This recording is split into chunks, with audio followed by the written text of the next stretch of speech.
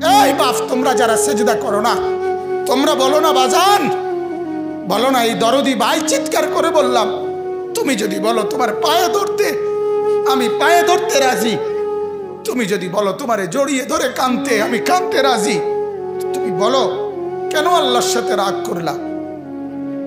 কেন আল্লাহর সাথে রাগ করলা? কেন আল্লাহর সাথে নারাজ হইলা? কেন সেজদা কপালে জুটলো না?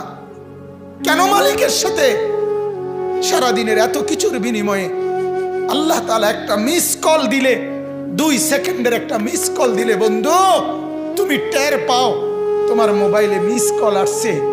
এত বড় মসজিদে 6টা মাইকের হরন দিয়া আল্লাহু আকবার বলে তোমারে ডাক দেয়, তোমার একটাবারও কানে লাগে না, বিবেকে লাগে না। তোর মতো শক্ত ডাকাত, তোর মতো পাষাণ বেটার কে হইতে পারে? বেটা কথা বলেন না কেন? তুই ডাকাত, কত বড় ডাকাত।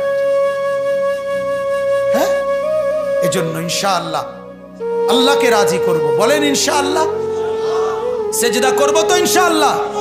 যুবকরা তোমরা বলো না ইনশাআল্লাহ।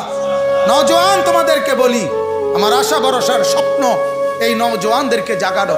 আমি সারা দিন রাত চাই যুবকরা জেগে উঠুক, কারণ আগামীর পৃথিবী, গোটা বিশ্ব 2 ভাগ হবে।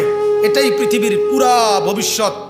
এক ভাগ পুরাপুরি দাজ্জালের অনুসারী কাফের, আরেক ভাগ মাহাদির অনুসারী ইমানদার।